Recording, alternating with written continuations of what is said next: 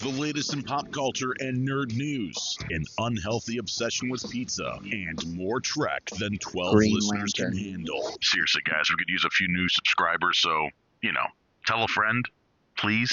Keeping up with the Cardassians. If you're in the Detroit area and listening to this, if you have not had Green Lantern pizza, my God, you've got to try it. Oh, we're already going into pizza talk? Dude, it's good. I know, it's so good. It is good. Welcome to Keeping Up with the Pizza! The Pizza Dassians. Pizza.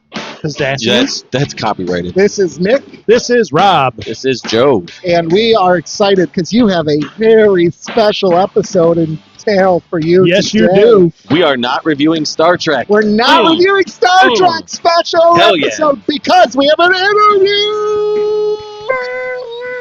The crowd goes mild. Woo. I'm going to go wild for this. This is a good one. Yeah. But anyways, as you know, we're typically a podcast that reviews movies, video games, TV shows, all those things. And we've been working our way through reviewing Star Trek, The Next Generation on Season 3.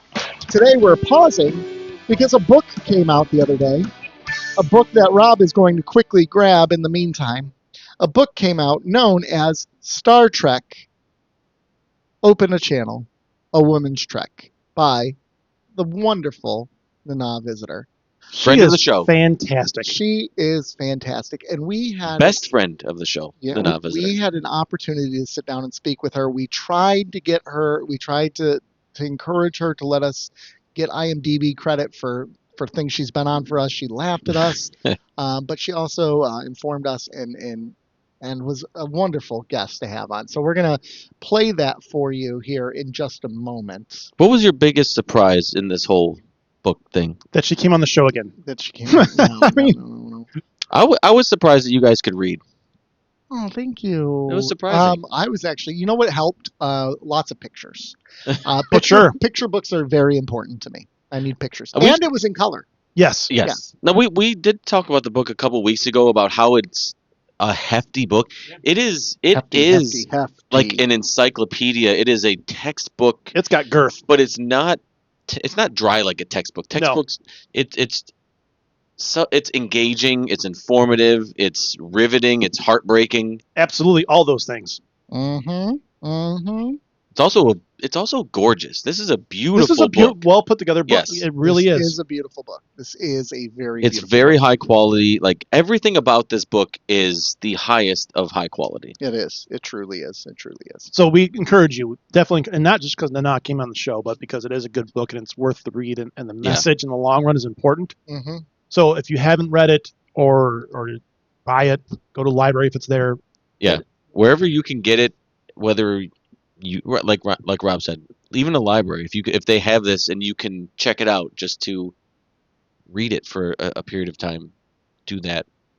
Buy it wherever you can get it. Yeah, Wherever. Didn't have an opportunity. I forgot to ask her about audiobook. If there is I was thinking about that too. if there is an audiobook version, and if she would be the one narrating it. I'm sure she would. She's got a great voice for something like that. Yep. Yeah.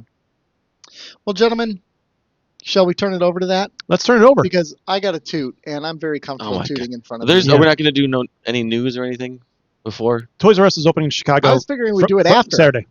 Oh yeah, news Show after. meeting? Right. Show meeting? No. Show We'll meeting, do it news after. All right. So we're going to take a break. You're going to hear from Nana herself. We'll be right back. Well, welcome, Nana Visitor. We are so happy to have you here on the podcast again. So thank you for coming. I'm thrilled to be here with all of you. Thank you for having me. Yes. You're welcome anytime. Anytime.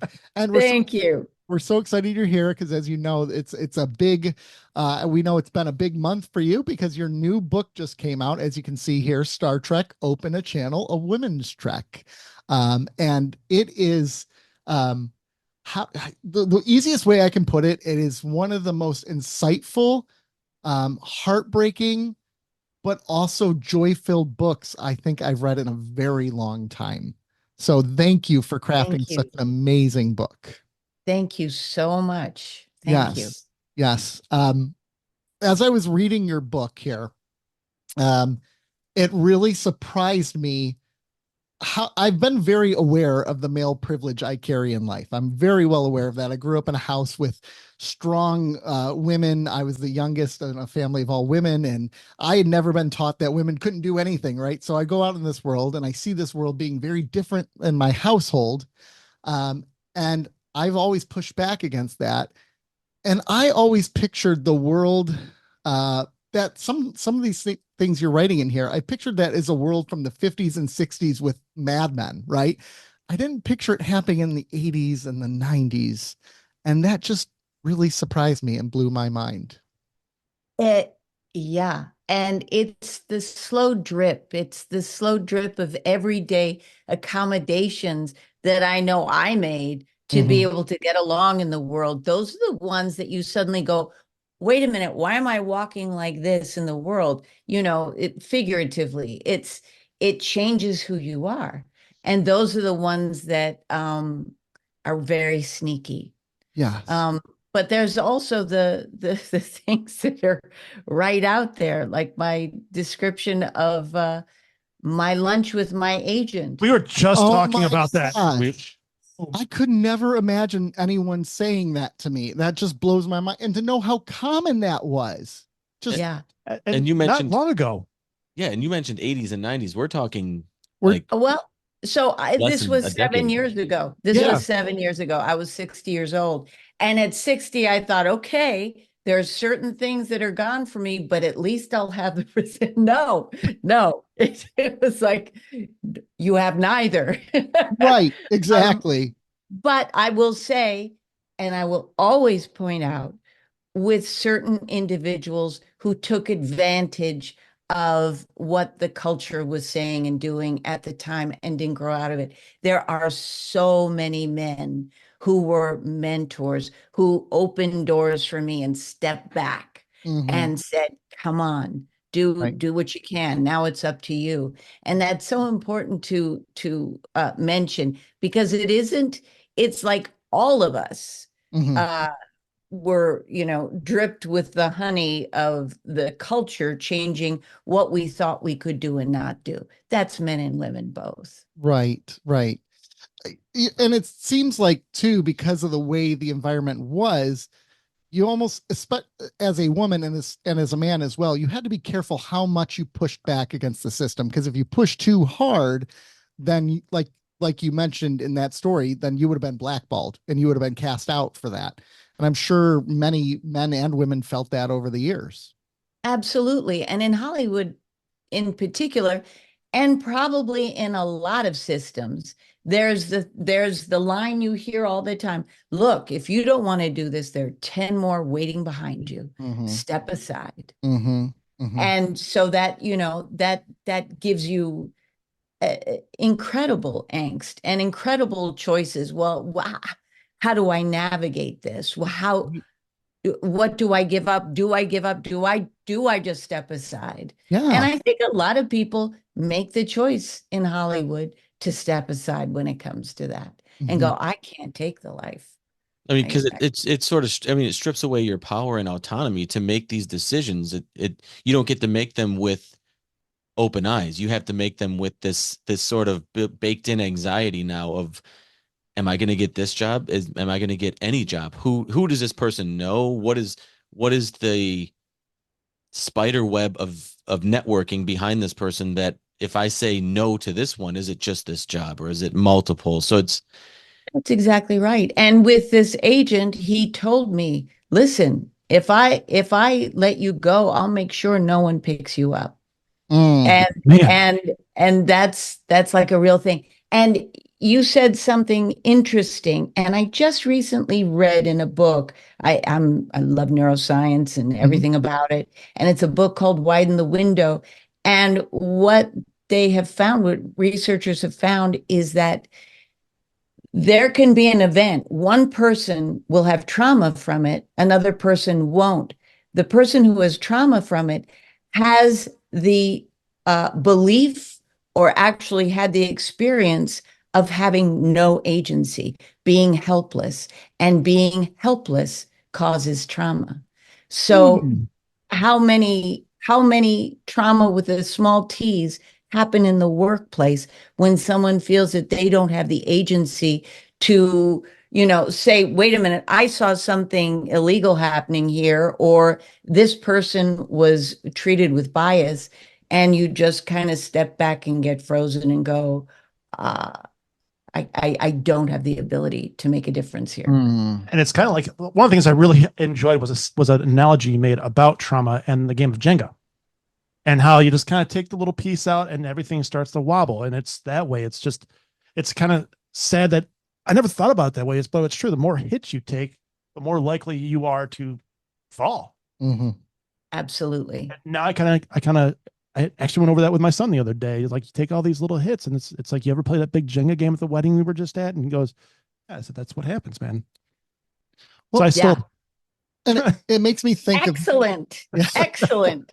Well, and just even thinking about the experience you had there, and I'm sure there are countless experiences that didn't come up in the book that you could write about, but of all these microaggressions from men or other people in Hollywood that probably creates so much rage in you, but then it's also like, what do you do with that rage? There's no real outlet for it because there's not the trusted voices you can always go to. Like you did say, there are people you could talk to, but overall as a system, it was designed where that behavior was acceptable. So how do you handle that with all these microaggressions over the years? How are you able to maintain a steady mind and a steady heart in the face of all of those aggressions? I wasn't able to. I changed myself. I pulled myself back. I made adjustments to my life where I could avoid certain things. I didn't go to the get-togethers that would probably get me ahead because so much of it is social. I didn't want something weird to happen that I couldn't handle, and I felt more and more incapable of handling it. Now, that is not every woman's experience. Kate Mulgrew will tell you a totally different tale. And that's the thing. We're not a monolith.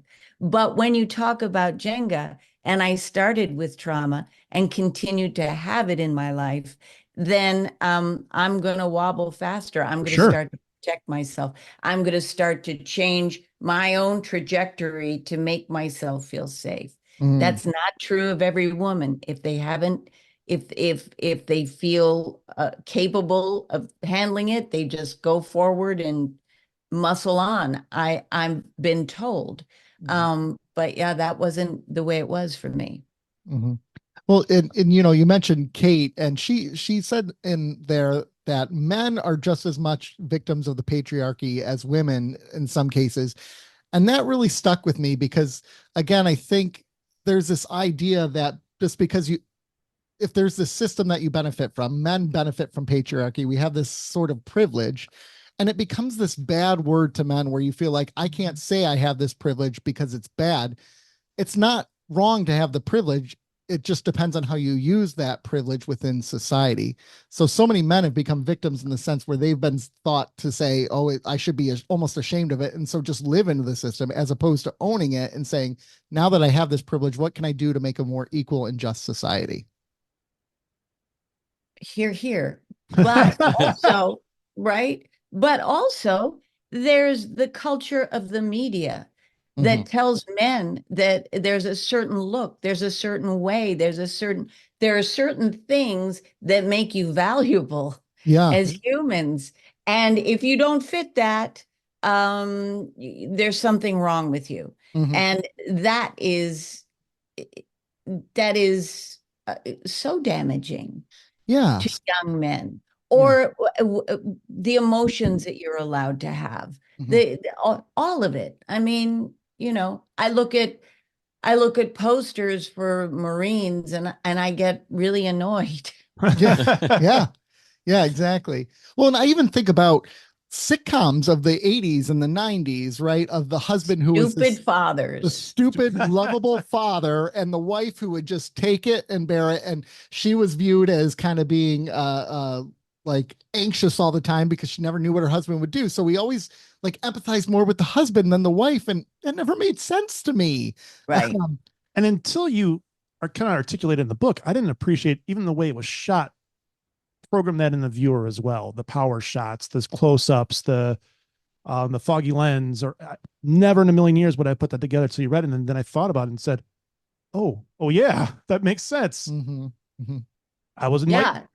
It's very powerful storytelling. Yes. And the visual, I mean, it's everything. It's very powerful. Mm-hmm. And the power is in the hands of the creators, and they know what they're doing. They know why the male lead is the one with the hero shot.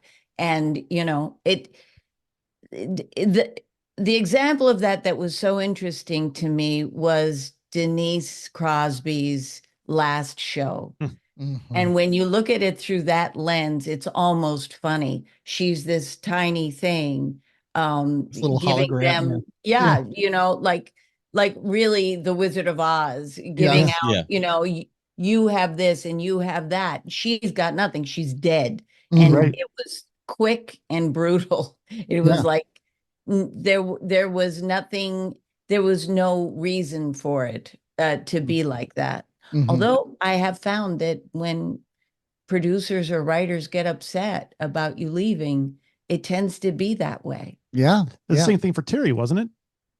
It Or was similar at least.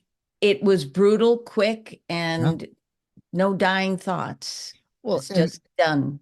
Well, and it left the fans just as angry as I'm sure it left Terry, as I'm sure it left you and the rest of the cast. I mean, the way they kill off this beloved character, but it all was about egos and about probably about male privilege as well in that sense, right? Like a man was hurt, so he goes out of his way to put a woman in her place. How dare you leave? Mhm. That's what I hear from Terry. From Ira, I heard the panic of having yet another lead character that he wouldn't know what he could write for, Yeah. and would be there. It's like he'd write a script for her and wait, she's gone that week. It's hard enough to write 26 episodes. So for him, he just wanted to know she was there. But from my understanding, he was really not included in all of that Right. decision making. Everything you've said about Ira, and I've read other places about Ira, it doesn't seem like that would be his style, that he would be included in that. I heard from so many women writers that I interviewed, and there weren't that many, Mhm. but there were some, that he was a real mentor. And he listened to his wife about it too. Yeah. Yes. Yes. And if you know Ira and you know Laura, that's just what they're about. They Mhm. just, he walks his talk. Mhm. Okay, yeah, because it's great because he listened to her about even your pregnancy and writing that into the show, and her come up with the idea for the shuttlecraft. It's ingenious, and for him to be It was open to that- ingenious. Mhm. It was ingenious, but she's a very, very smart woman. Mhm. Anyone who's a physicist and a ballerina, Mad props, right? You That's could have left it at thing. physicist, and I'm just like, okay, Yeah. I'm out. Yeah. Me too. Yeah. Me too. But But the then wo- add ballerina, and it's like that's too much. That's almost too much for me to get into my head. I can't imagine that. As a person who can't dance, agree. Oh my goodness. You know, and I thought one of the more interesting parts too, and it might have been around the time you were talking with Kate Mulgrew, but you also mentioned of yourself back in the 90s, finding yourself laughing at women like Monica Lewinsky and Anita Hill, and the role that culture and society plays in blinding even other women to these faults of society, where the men are automatically believed or trusted over the women, and the women are basically the antagonists and the man is the hero.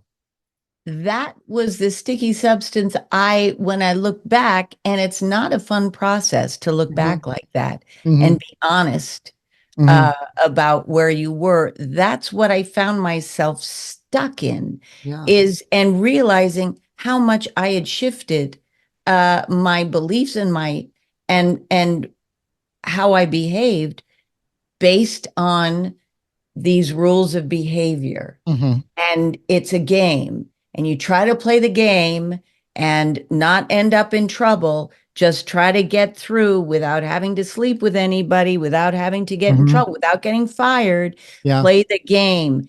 And then you go, oh, she didn't play the game right. See, that's a cautionary tale for the rest of us. Instead of the outrage of someone without power being taken advantage of. Right. Right. I didn't have that paradigm at all Yeah. back then. Well, Not at all. and we see it even today, right? I mean, you look at our political landscape, and we have a candidate who there's people claiming the only reason she's got to power is because of sexual acts. And there's no evidence to back this. There's none of that.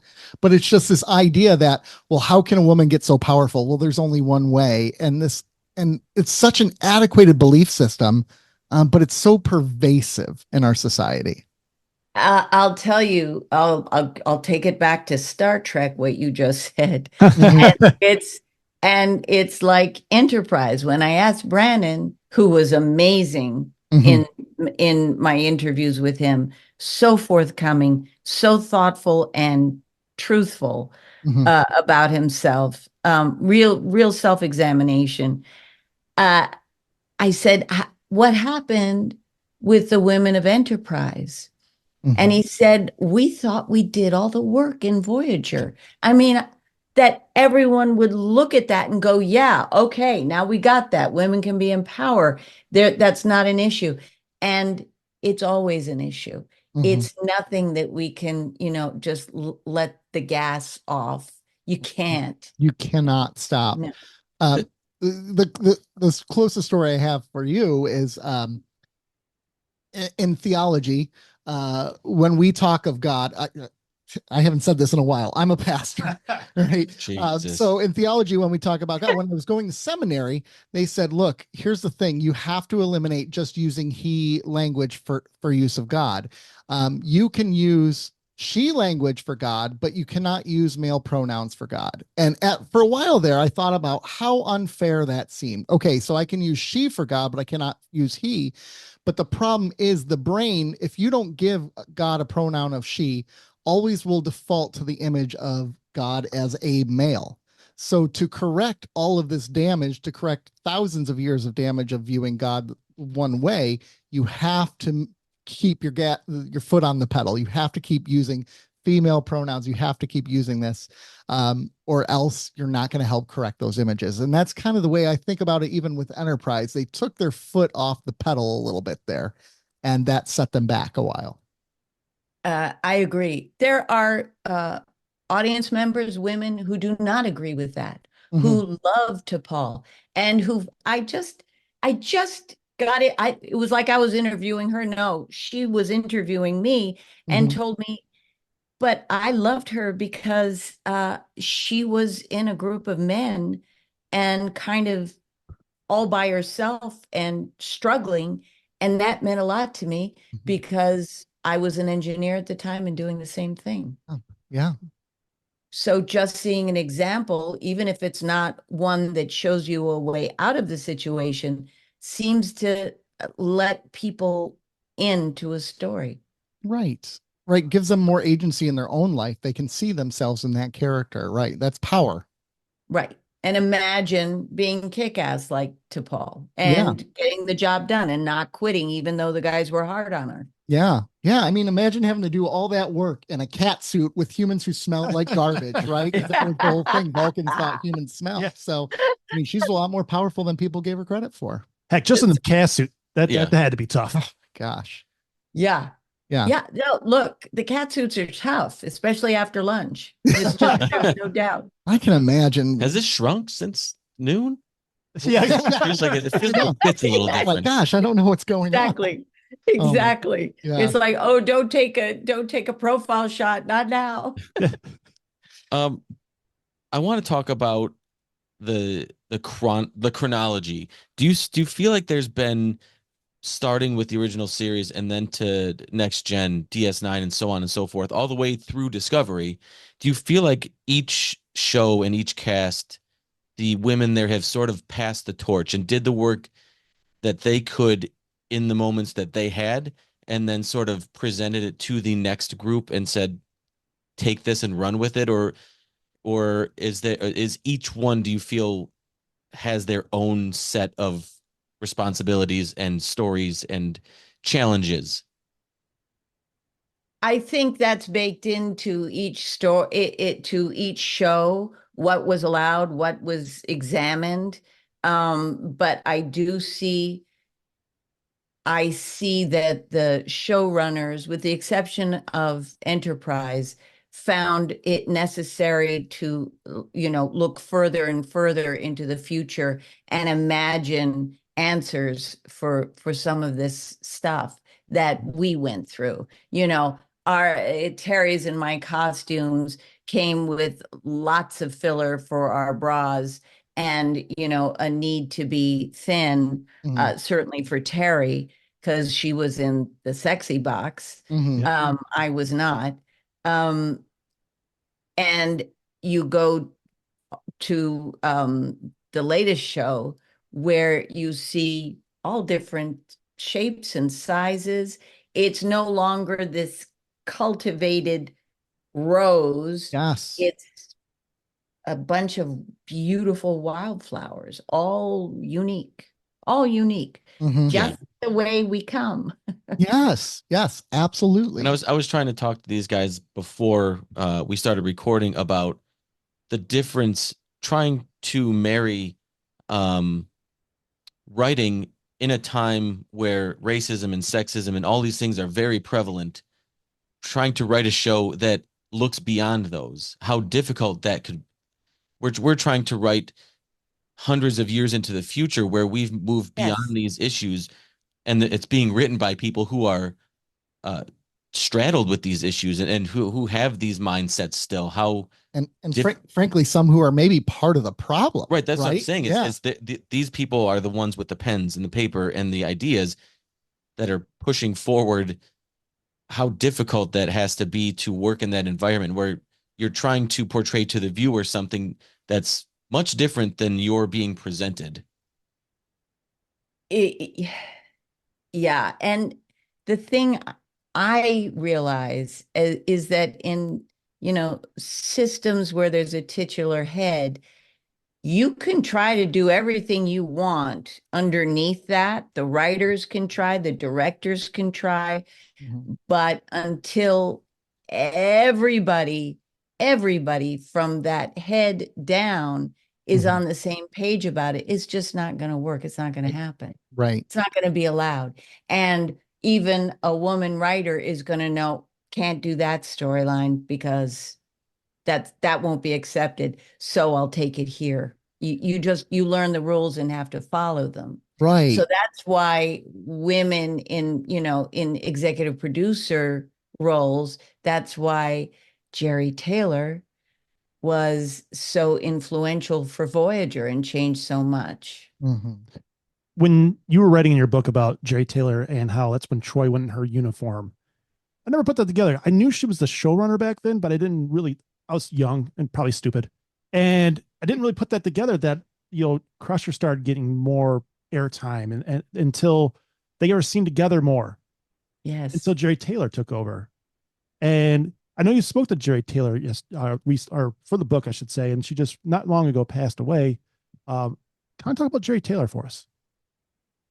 She was, when you meet someone, it doesn't matter what age their body is, they are alive and curious and warm and everything, just the best that human can be, that thing. Yeah.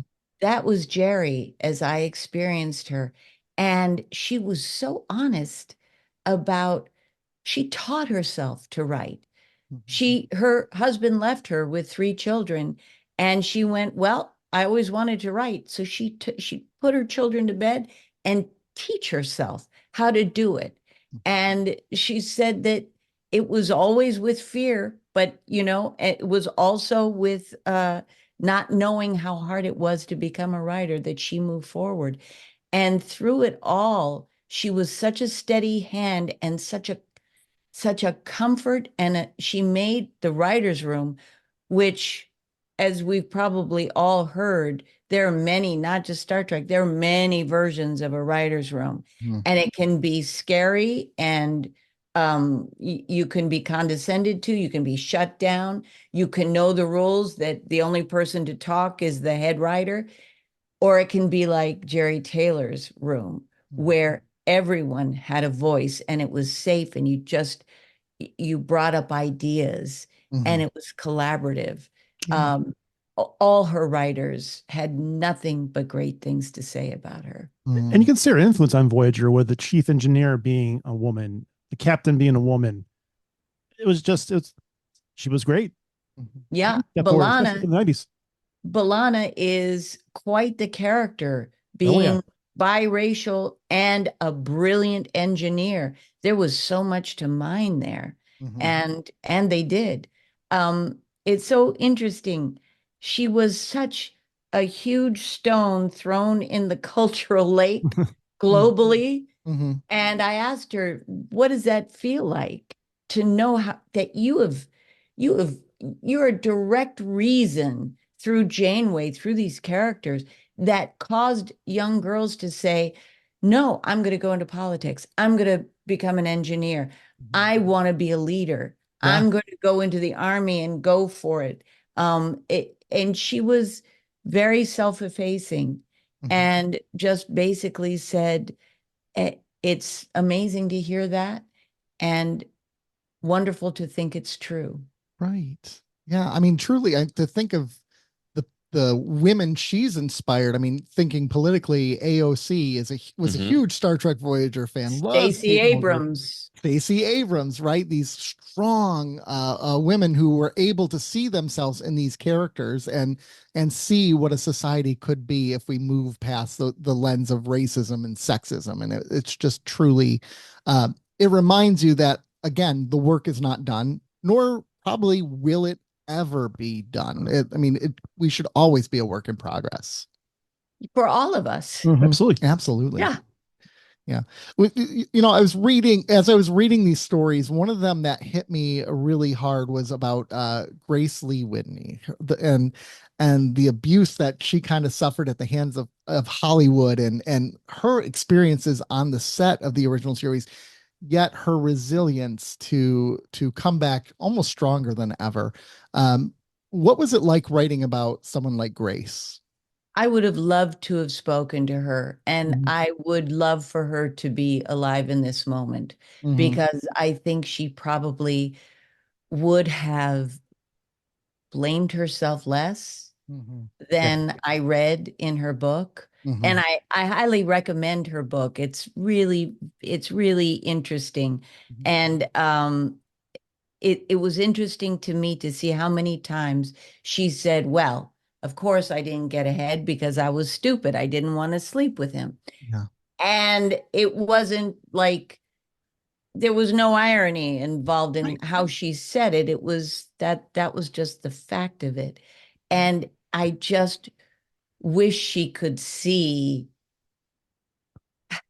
what we've come to understand and the adjustments and like what's going on in France, where, with the enormous rape trial going on there, women are saying, no, the shame is not ours, it's theirs. And if she could just see that, I think I can imagine her just taking a big, deep breath. A huge weight would be lifted off almost for her.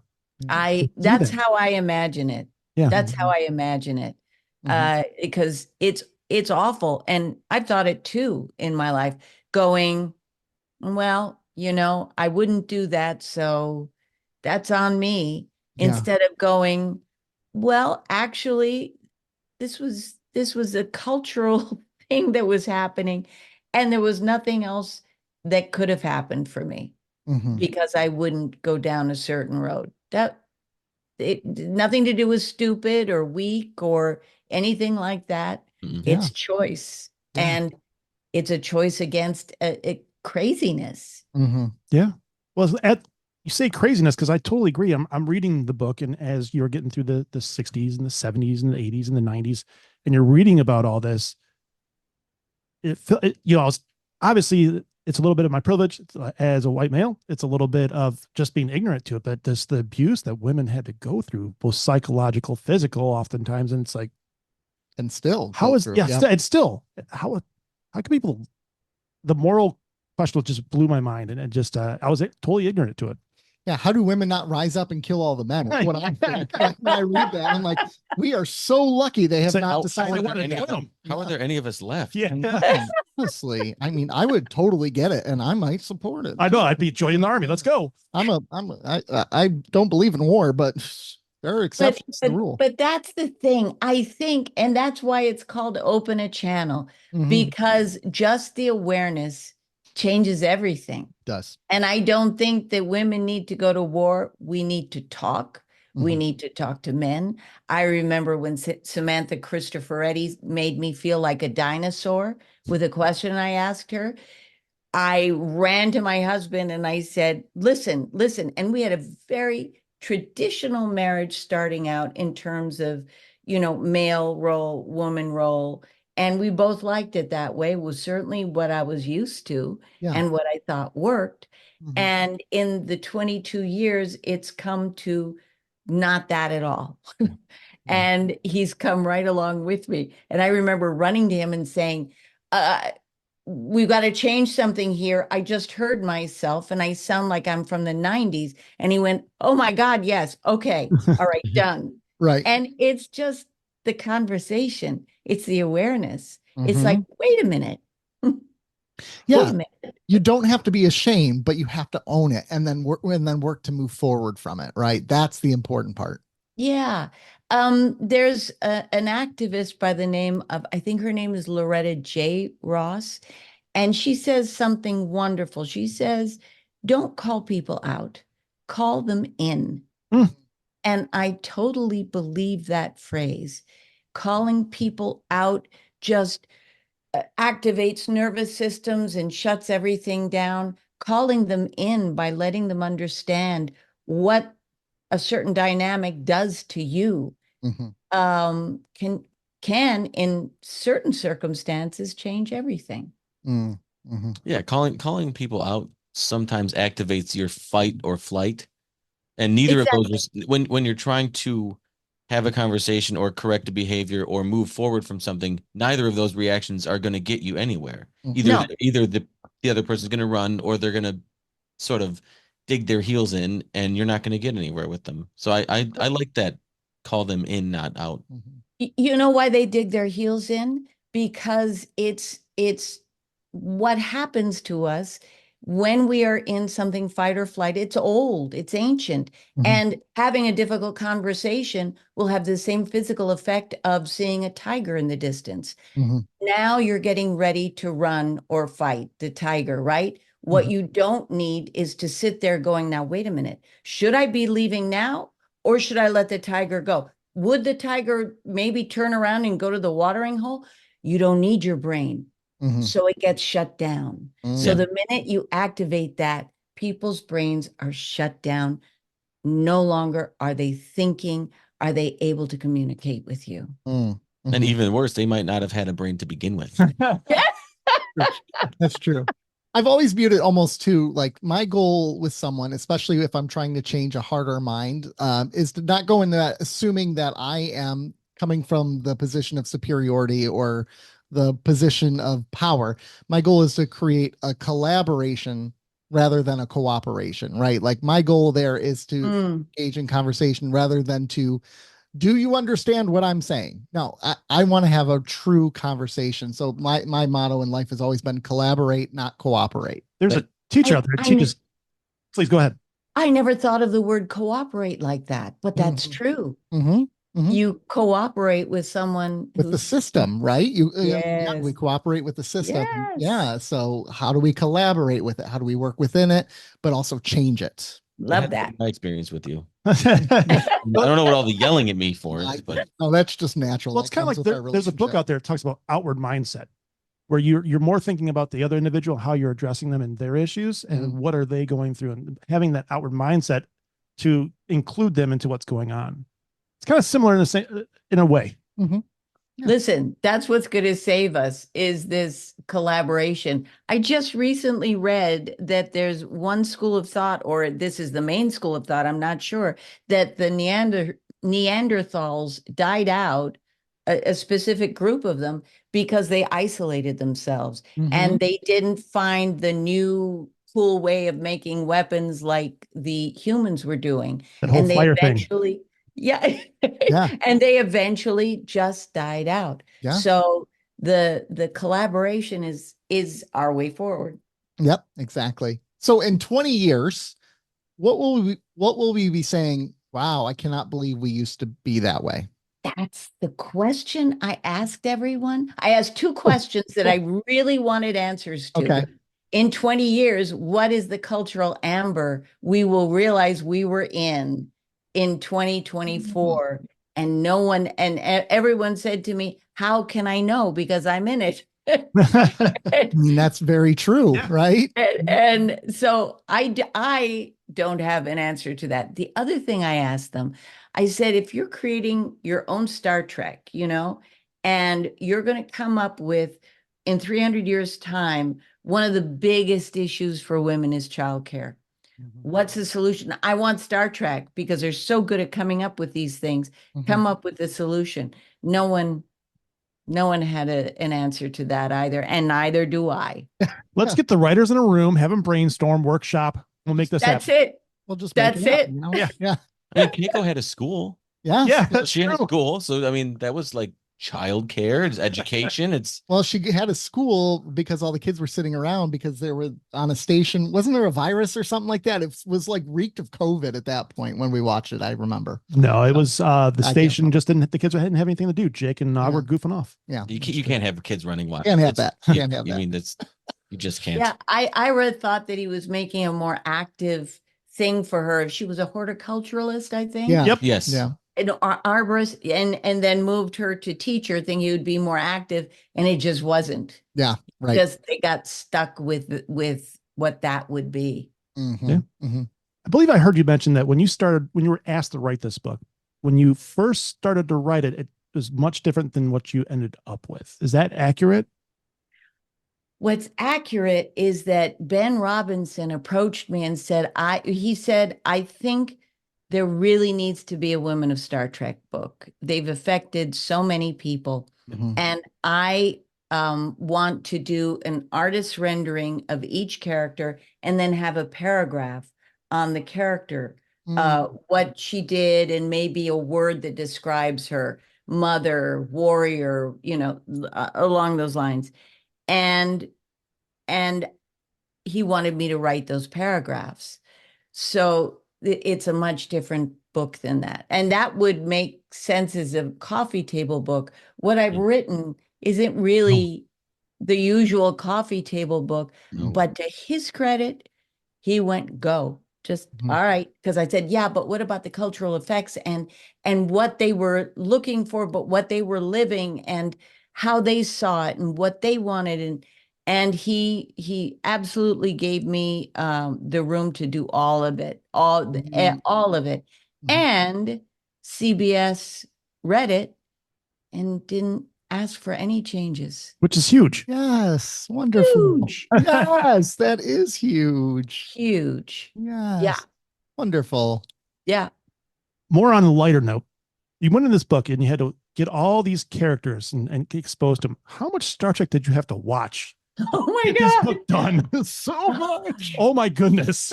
Oh my God. Because I'd watched the original, but not through any particular lens. I just watched it, it was like how I enjoy any show. Yeah. I had to watch all of it.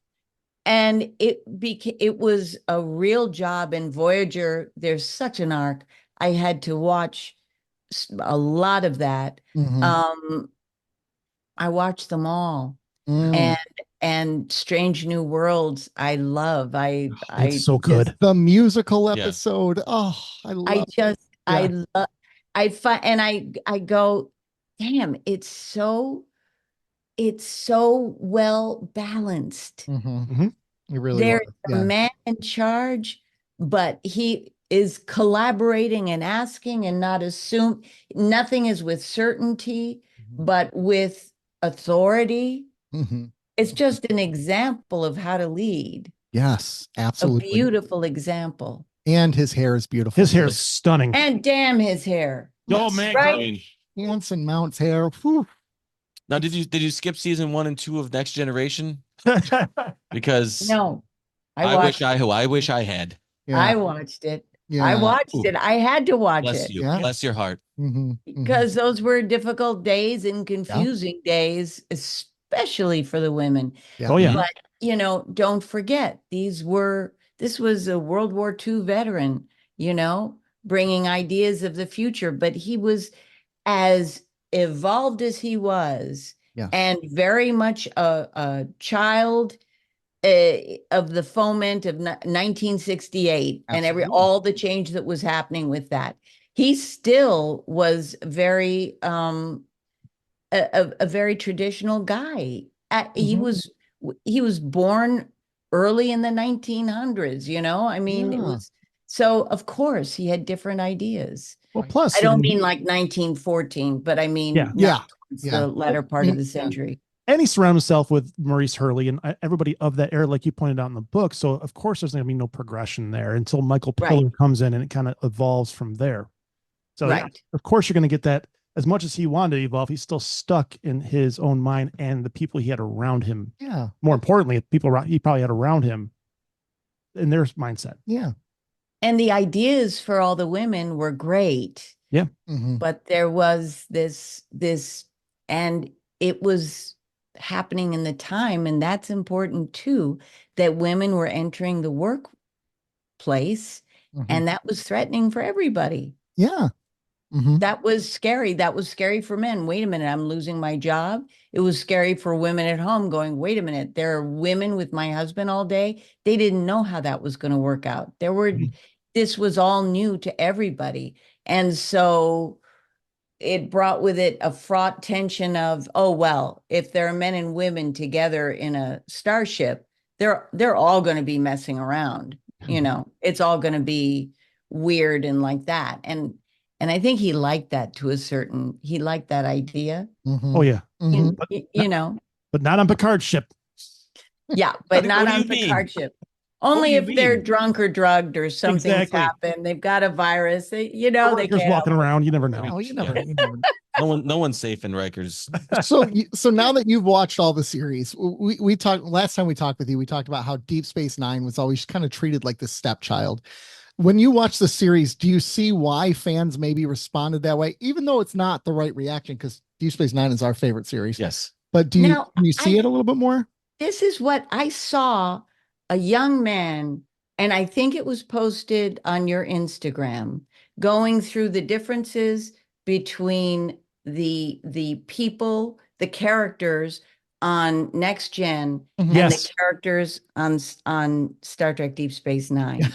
Yes. And it was very much like, you know, these are great people on Next Gen. These are degenerates. Which was basically...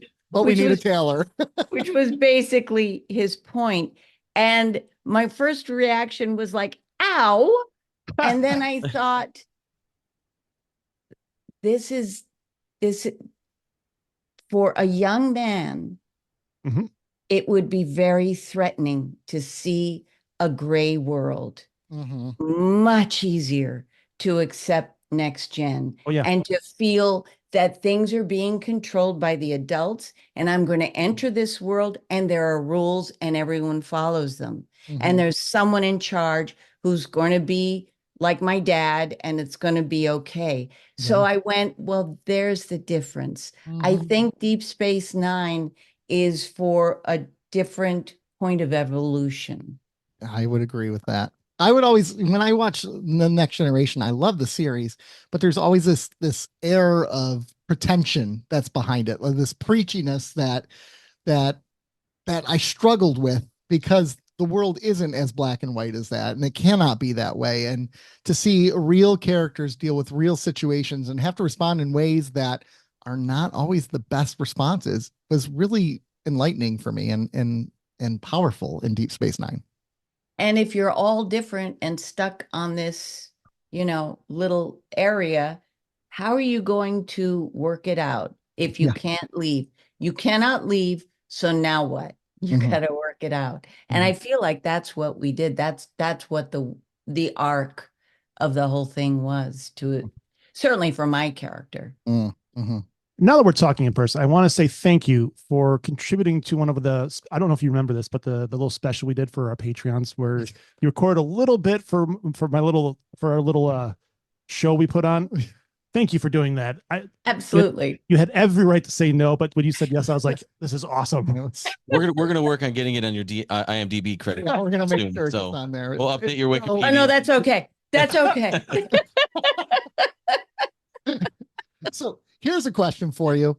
I'm shifting gears here. Musical. This is totally shifting gears. I hope you're prepared for this. I am. I'm ready. Musical you want to hate, but you love it. Cats. I know you're a musical person. I know you're a Broadway person. I know it. Did you say Cats? He said Cats. I thought you meant the animal, and I was like, yeah, I get it. Okay. I would say Pippin. Oh, Pippin. Mm-hmm. Wow, that's a nice poll right there. Okay. Yeah. Okay. There was so much about the way it was done that I didn't like. And yet it's compelling, and that story is so great. Works for you. Okay. Yep. Well, and here's my next one. It's a follow-up. If you could be in any musical today, and what would you want to, what musical, past or present? It's anything is your option. Do I have to be age appropriate? No, This is the land of make believe. You can be whatever you want. Land of make believe. Yes. I think. Okay. Yeah. Thoroughly Modern Millie. Oh, okay. I hate to tap. That much tap, I'll willingly do. Okay. All right. Nice poll. I like it. Yes.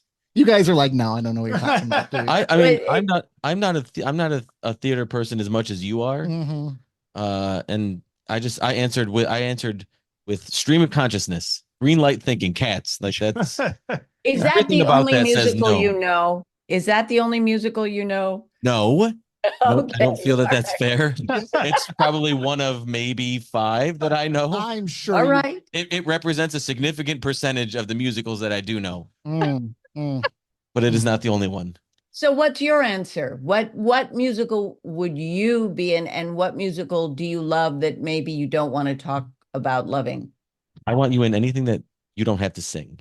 I would say actually mine's more of a more recent pick. A musical that I thought I would hate, but I absolutely loved it and adored it was Kinky Boots. I loved Kinky Boots. Really enjoyed that one a lot. That's what I've heard, and I haven't seen it. Yeah, really enjoyed that one. A musical that I would want to be in. Oh gosh, that's a tough call. Jersey Boys. Jersey Boys. No, you know what? I think I'm gonna go old school and go Les Miserables. I love Les Miserables so much. It's a classic. Okay. I love it. Oh, I love it. Yeah. Now, do I have the voice to be Jean Valjean? Absolutely not. No, this is we can clarify that. So you get the voice. Yeah, so exactly. Yes. Or I keep my same voice, but everyone still claps and applauds anyways. That's my real dream. Yeah. That's my real dream. Yeah. I wish. Yeah. Like, can't it just come out like this and everybody loves it? I know, right? Like that's okay. That's okay if one note has like 9 different key changes. It's still perfect in their mind. If we're karaoke on this cruise coming up here soon, you're going to hear it and you're going to be like, yeah, maybe Nick, you shouldn't do that. Yeah, I am a big karaokeer. So I love karaoke on the ship. That is one of the most fun things. No, I don't do it. You don't do it. Oh, no. Oh, you're observing and judging. I'm observing and loving it, and I do jump up if I'm so moved to be backup dancer. Okay. All right. Okay. All right. So speaking of the cruise, we got a video from one of our listeners one time on this last cruise where you recorded a message to us, and we all looked at each other because you taunted us to say, "Why aren't you here? We're getting tequila shots." And Keeping Up with the Cardassians. I loved my time with you, but I'm wondering why you're not on the ship as I am right now. You need to be. You need to be here. Do your podcast from here. Have a great time. Come see me do Broadway songs. See me get wasted on tequila. There's lots of fun things to do on this ship. We all looked at each other and said, well, crap, I guess we're going on a cruise Now next we year. have to go on a cruise. And we're going on the cruise next year. Yes. I'm thrilled. I Oh. think that's such a good decision, and I think we will have such a good time. And we do have to do those shots. Yes. Absolutely. Okay. Well, we'll see if you think it's a good decision because we're 3 grown men in a 160 square foot cabin interior. So we'll see how that really goes. You won't be in there very long. Nope. You That's just- That's the that's the idea. That's the plan. that- That you is the plan. aren't. You just aren't. You're out and doing things day and night, and then you pass out in your room, That's true. and then you start the next day. I don't drink very often, so I definitely plan on the pass out part. That's true. That's true. Well, eating and drinking, that because I get terribly seasick, Okay. and I was told that eating a little bit and drinking a little bit all day long keeps you steady. And I found that's true. And I also found it's a lot of fun. Yeah, that's right. So we're going to do, like, we got tequila shots with Nana checked off. What else should we do on the ship? Oh, well, you have to go. We have to go to a beach. Okay. Yeah, we have to go swimming to one of these gorgeous beaches. Yeah. We'll have to do that. Actually, tequila shots will probably be with Denise and me. I Oh, think we're wow. doing another tequila tasting. Okay. And I'll be there at your karaoke, right? Right. Oh, Lord. Oh, good. Don't We be we already have an audience. Don't be Great. surprised if there's some duets and all of a sudden they're like Nick and Nana. And you just Oh, God. Don't be surprised. Oh, she said backup dance. We got to do something where she can backup dance I too. might just end up making her sing with me. I don't know. That's true. I can choreograph to anything. Don't worry about me. Okay. You All do right. your All right. choices. All I'll right. be there. And here's an opportunity. Mhm. So I'll be directing the staged reading of one of the original Star Trek Okay. Ooh. shows.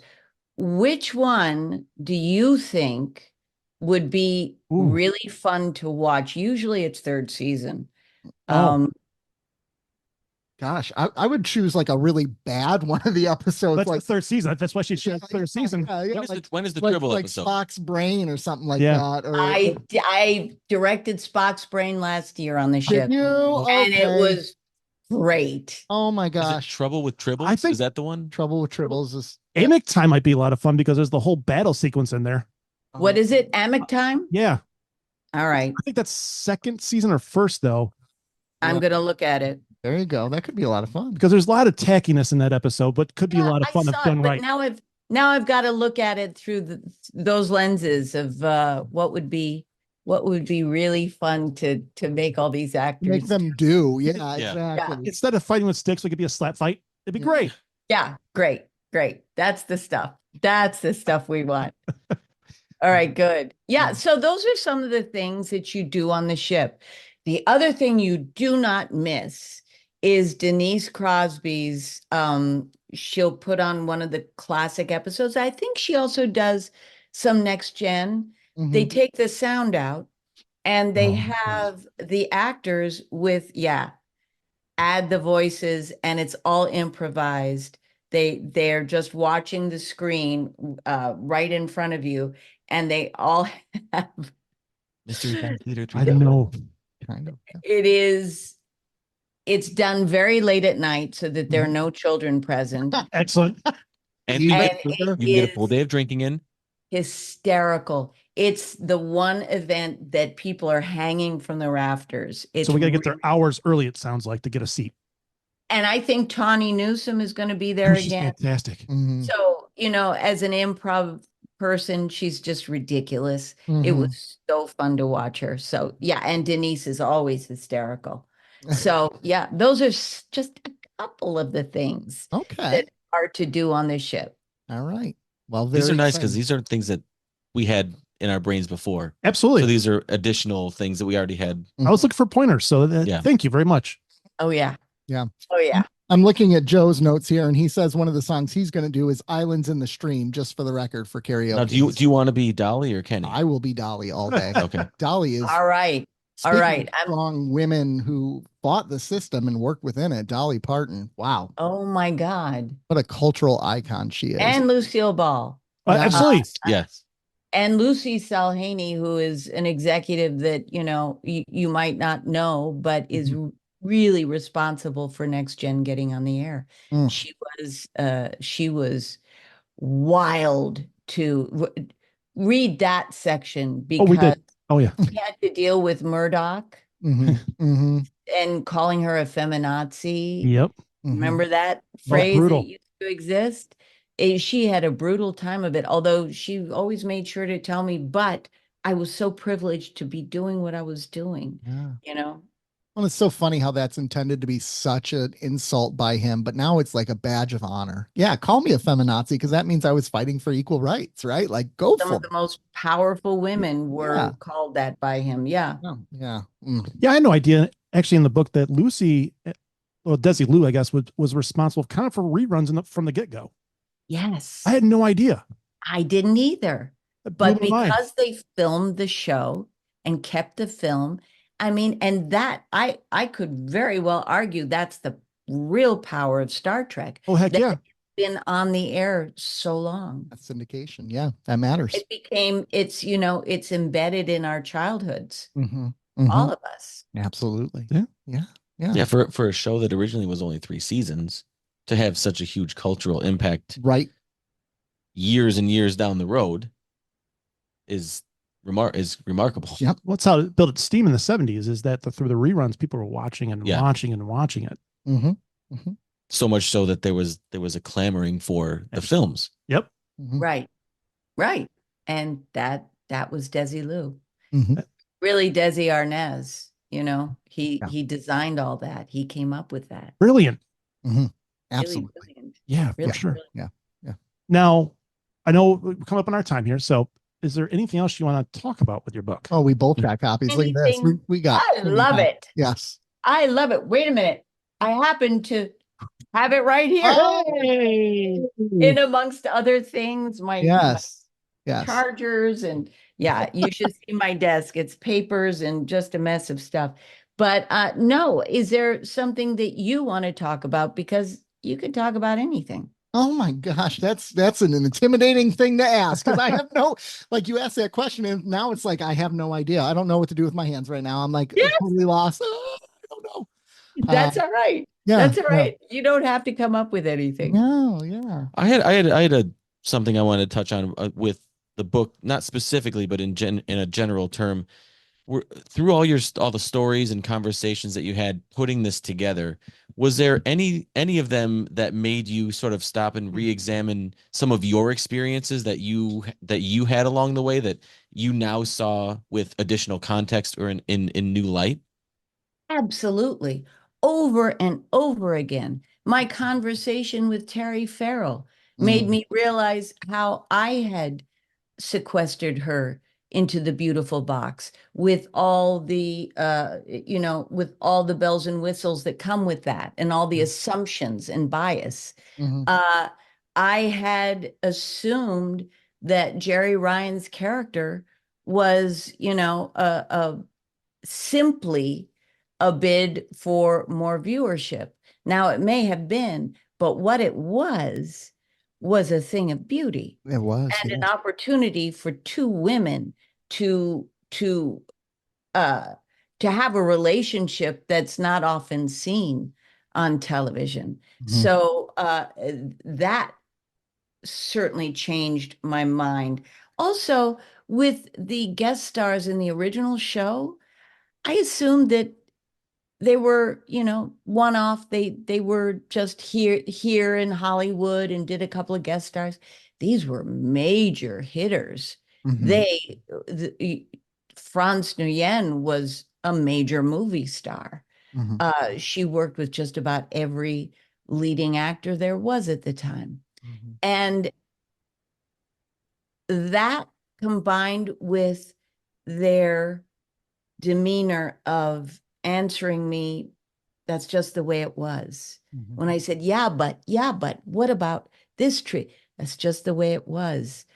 Made me start to look at myself and wow, where did I get caught? Mhm. What am I carrying with me?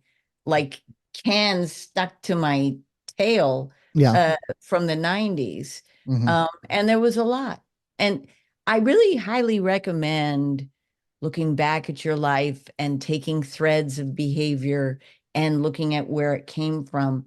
It's one of the hardest things to do, but for me, it was one of the most enlightening.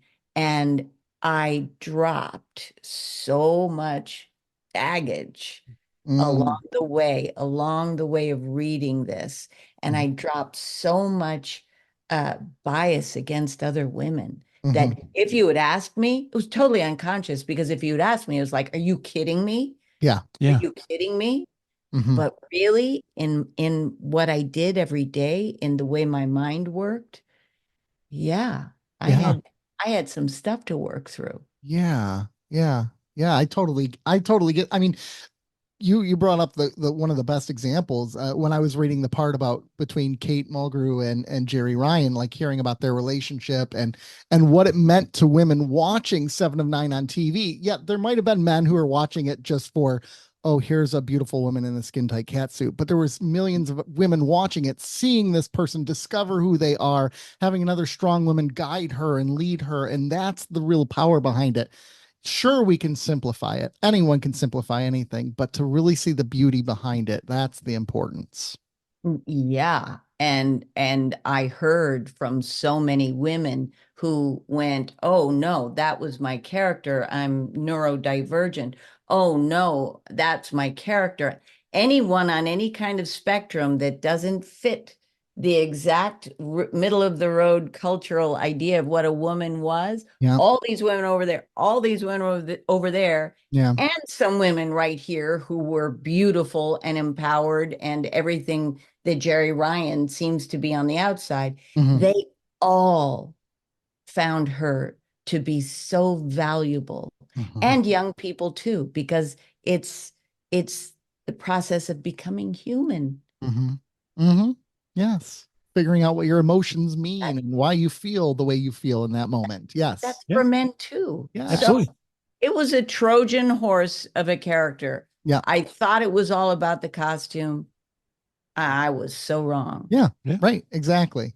Was there one particular person you wish you could have interviewed for the book that you didn't have the opportunity to? Yes, Nichelle. Mhm. Yeah. Yeah. I would have liked to have gone away for a weekend with her and just hung and listened to her talk Mhm. and heard all I can't imagine the Oh, stories she had. I can't imagine the idea of Martin Luther King saying to me, like, hey, look, you need to keep doing this show. Like that would blow my mind. Yeah. Oh my gosh, what a and how cultural do you say icon. no to that? Yeah. You know? Yeah. And being a pioneer is no fun. Yep. And Yeah. she did it. Yeah. She did it. She Yes. did it for with such purpose. Hmm. Made such a difference. If you haven't seen the documentary on her, Woman in Motion, I haven't heard. see it. Hmm. Okay. Hmm. It's the way she moved the needle for the space program is remarkable, Hmm.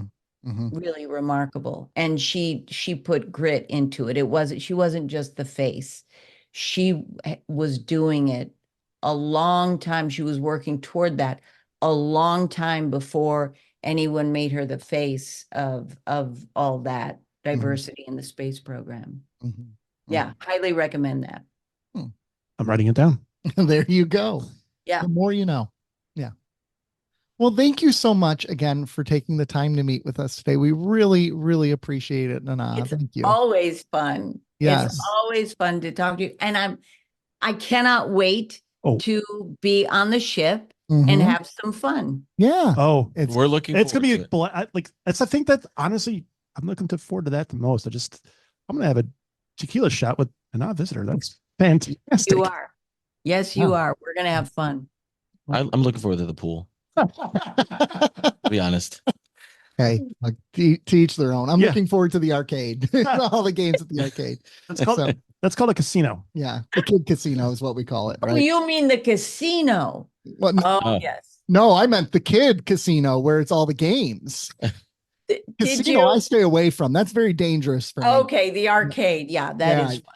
Yeah, That is a lot of fun. I stick with the games where you can get rubber ducks, not $10,000. That's Pools and blackjack. There you go. Also, at any time of day or night, the ice cream machine with soft ice cream. Yes. And the pizza around the corner.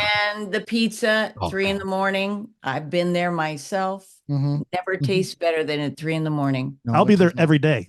Yeah. Well, Sounds like thank a plan, guys. Absolutely. thank you again, Nana. Yeah, So thank you very much. Star Trek pleasure. Open a channel, a women's Trek can be bought in any bookstore, actually, anywhere, pretty And much. Amazon.com. Go Yeah. brick and mortar. Yes. Yep. Exactly. Sounds good. Thank you. Thank you so much. See you soon. All right. All right. Bye. Bye. Wow. She is amazing. She is incredible. And the cool thing is she even stayed and chatted with us for a few minutes afterwards as Yeah. well, which was really nice. Like, I wasn't expecting to get an hour with her. And I really appreciate it because I know her time is valuable, especially because Absolutely. she's going through all these interviews right now. And it's a Friday. And it's a Friday. Yeah. So that was really incredible. I'm really happy that she was here. And if you're not following her on Instagram, her Instagram is at Mama Nana. Mhm. She goes over some really cool things about mental health and about the book, obviously. But Yep. it's definitely worth a follow. Absolutely. But It's visitor Nana. Oh, sorry, she changed it then. visitor Nana. Okay. Yep. Okay. Her Well- name it says Mama Nana as her name. Check it out. And as you know, we're going to be seeing her on the cruise. So if you can think of any questions you want us to ask her on the cruise or any questions that maybe we can pass her way, let us know. We'll Absolutely. be sure to get them to you. This is listener feedback for you, Nana. Yeah. Speaking of listener You feedback, see that setup I did? You see Gentlemen. that setup I did? gentlemen, some things have happened. Hold on. Before you do that, though, if you have listener feedback for our interview, 734-494-0980. Yes. We also have, you can leave a voicemail, you can leave a text, you can hit us up on any of the socials, and we got one today that we're going to read. Mhm. Yep. We'd love to hear back about the interview and how wonderful Nana is. Exactly. So here we go. Open hailing frequencies. The first one, this is a really interesting message that I need to play for you. It's from a listener. Here you go. Just listen. Are to you this. okay? Just listen to this. Oh, it was a butt dial. Oh, We got a 3-minute butt dial. I'm just going to skip no, ahead. I want to hear. No, we're not going to listen to it because what if she actually says stuff in there? Got to fix that one for her. Yeah. All right. So we had a butt We dial. had our first butt We had dial. our first butt dial. Yay! Congratulations. We had a butt dial. But here's our next message. Here we go. Oh my gosh, Nick, you don't have to burn my house to the ground. I said See? I would tell them that I believe that you were abducted and replaced by an alien. Eventually, not never, I wouldn't leave you suspended wherever they were holding you. Geez, tough words for See? someone I'm sure who ate at least 3 of the cookies I sent. Oh, All right, love you guys. called out. Bye. Annette, joke's on you. I ate 4. Thank you very much. They She were would. delicious. She said Oh, she by would the way, eventually tell someone that you were gone She would eventually after tell someone. everybody enjoys the moments of silence. Those cookies were delicious. They were Those very cookies were good. delicious. And here's the thing in that when I threaten to burn someone's house down, I can confidently say 100% of the time it hasn't happened yet. And it just looked like the rest of the Oh, that's. of I'm Ohio. sure that's very reassuring. Do you like the yet? I Yeah. added in there. 100% of the time I haven't done it yet. I'm going to repeat it. And it would just look like the rest of Ohio. Oh, no! Oh, Skibbity Toilet, Ohio. Hey-oh. Oh my God! Kill me. Oh, dear. Before you burn hers down, will you just burn mine down while I'm sleeping, please? I plan on it. I can't take any more skibbity toilet shit. I know. I can't either. But here's another voicemail we got. Here we go. Hi guys, it's Charles. Following up on a couple Hey, Chuck. thoughts you raised. Going chronologically, just shampooing of hair. I do not shampoo my hair.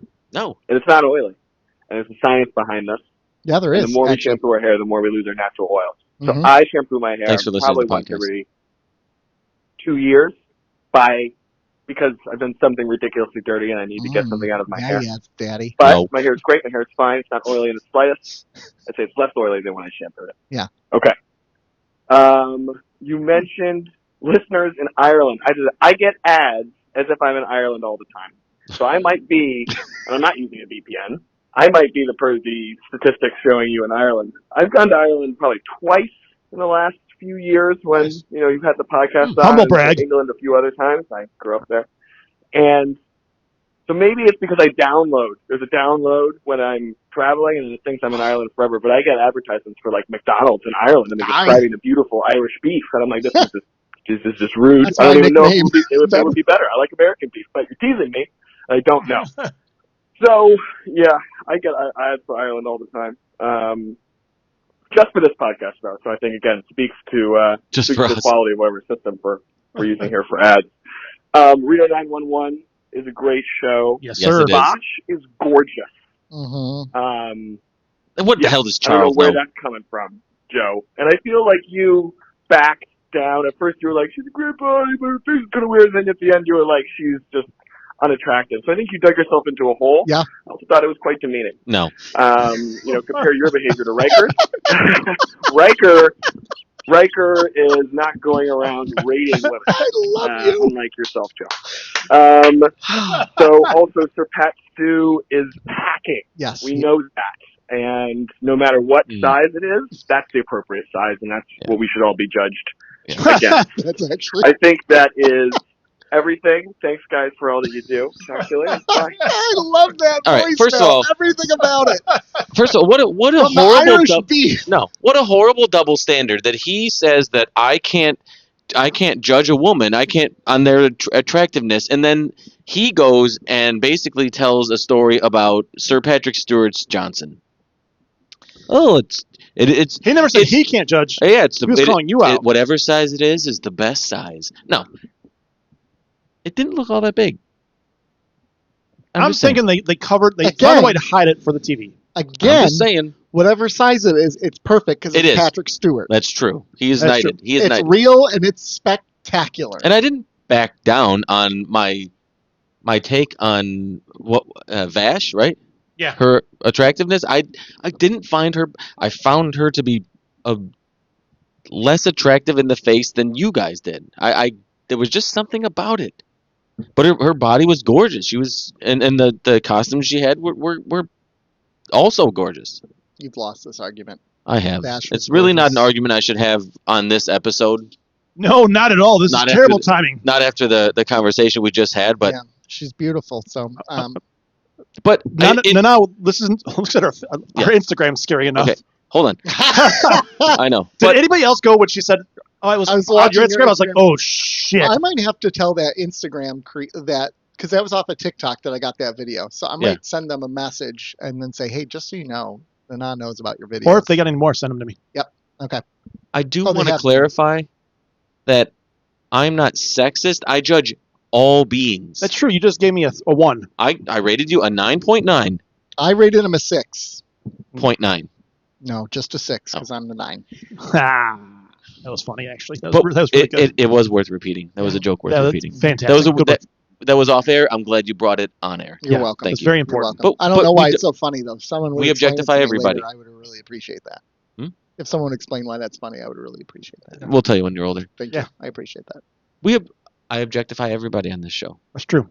So I don't. Have you heard us talk about Jason Momoa?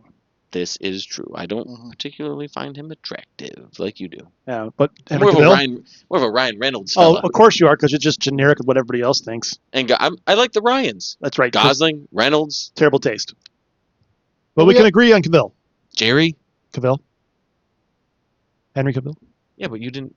I like the Ryans. I know. I saw what you did. God, you guys suck. And we have that. Nolan? I do love Nolan Ryan. Yeah. Yeah. There you go. He's handsome.